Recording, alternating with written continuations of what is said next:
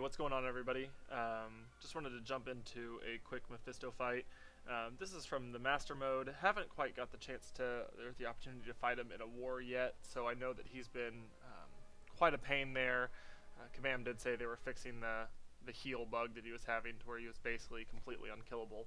I never got a chance to fight him before the fix or after yet, so I am looking forward to an opportunity to do that. But anyway, with Master Mode, he can be kind of a pain. He's one of the quote-unquote harder bosses that we've seen for a while, just because of all the undodgeable damage, and then the power gain is kind of crazy too. So real quick, I'm gonna go into his abilities for those that haven't got here yet in Master Mode.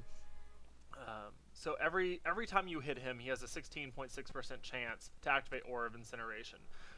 That's good to know because it's going to be up all the time. You know, in a 5-hit combo, you know, you're looking at 80-85% chance or whatever. So, or even higher than that. So, anyways, it's going to be up pretty consistently the entire time. And you just gotta, honestly, you gotta play passive when that's happening.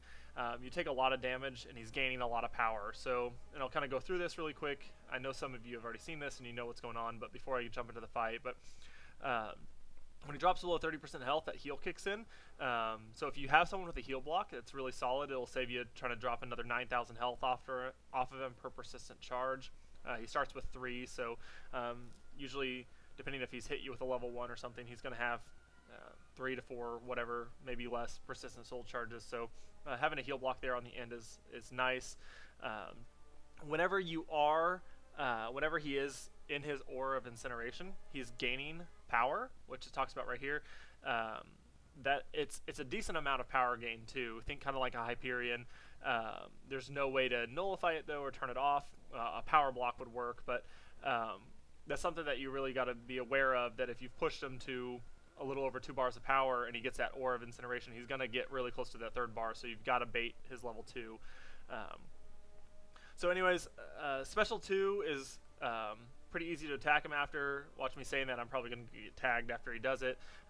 Special 1, sometimes it's hard to get in after it. It kind of just depends on your distance away and your timing on it. And the little flame he spits out at the beginning of it can sometimes clip you even after evading. Kind of think more Cyclops Beam, where you're going to have to dodge right as he fires it to dodge. I think it's a double hit, so just to make sure you get around it. So I recommend bringing in someone that has like a bleed damage. He doesn't have a lot of health, which is great. 57,000 health goes pretty quick. So if you have someone that's high on bleed or something like that, I'd recommend it. I normally would just jump in with Gwenpool, but I'm going to hit him with Star-Lord first just because I got a little bit more health. And kind of try to show you a little bit longer fight if I sustain through it. But anyway, I'm going to jump in. Like I said, when he's got that Aura of Incineration, you're going to want to back off because he can get 2 or 3 stacks, and you're going to be taking several hundred damage per second. So if I'm anywhere near that, I'm going to take a tick of damage, so I'm just letting that fall off. Beta heavy. Really, I like to push him to his level 2 because I just feel like I have an easier opening off of it. So he whips right there, and it's over. Oh, wow, I went in way too soon. That whip hits twice, and that's my fault. So after those bones, I have a tough time getting in. But anyway, we're just going to keep going. It's whatever.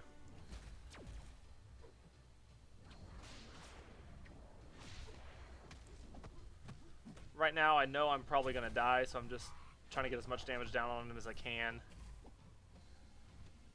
Get him right above the heal mark where he's gonna.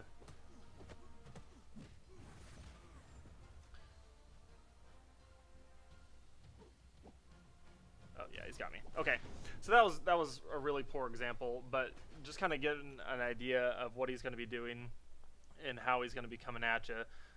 So I'm going to take Gwen in here just to finish off with some bleeds.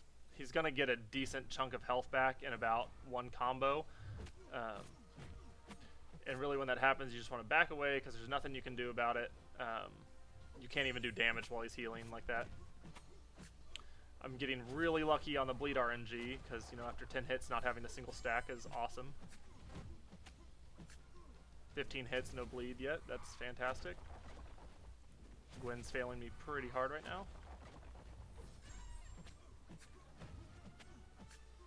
Wow. 20 hits, no bleed.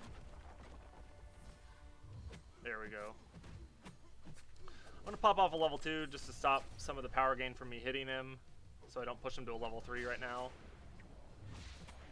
And finish him off. So the level 2s can be confusing going in, as you saw in the first one. I misread the whip hits because he's got that aura of incineration that's going around him as well.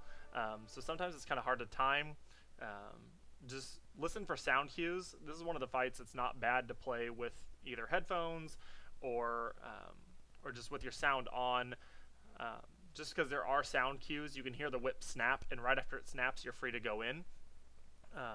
So obviously, while I'm sitting here talking, sometimes it's hard to hear those audio cues, but that is a good thing to listen for, is those audio cues.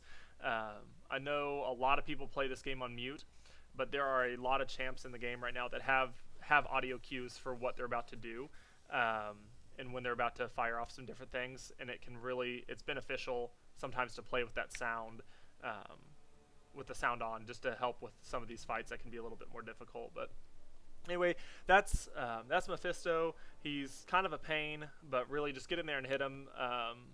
Sometimes, like I said, I save my person that can heal block or can do a crazy amount of bleed damage or something like that. I save that for my second run, just assuming my first character is going to go down. So if you're going in with an Iceman, you automatically don't take damage from that Aura of Incineration. So he's one I actually do recommend taking if you have a decent Iceman. Really, a 440 should be fine. He doesn't have a ton of health, so coming in with the Iceman is going to be great. So most of the paths, all but 2, you're going to have to hit this Nightcrawler. But really, none of the paths are that difficult. The PI is 8 to 10,000. Nothing unmanageable. The Juggernaut can be kind of annoying. I know people struggle with that, but there's no power gain, no extra things on any of these nodes that you're going to have to deal with. So it's really just the Mephisto boss that can cause some issues. So if you have any questions or need comments, feel free to leave a like and down below if you have a comment or question about different people that you're struggling fighting. I'd like to put something together for you. As you saw, I don't always play perfectly, but that's fine. You can just go in again. Just play well through it. Take your time through all these other fights so you can hit Mephisto with as much champ health as you can, and get him down, because as they've increased the master tier rewards one time for us already, I feel like they have increased the difficulty a little bit. So if you are already on that verge of barely clearing master after moving from heroic to master, kind of getting that first clear done, this one's going to be a little bit tough. So if you have any questions or if you need any advice on that, feel free to leave a comment below asking, and I'll try to hit back as quick as I can. But really, Iceman's a good counter. Anybody else that's going to either power lock him and heal block him for when he's low should be good, and help you out with taking down that attack. So anyway, I hope this helps as you go ahead and try to clear out Master. Good luck, guys. Have a great day.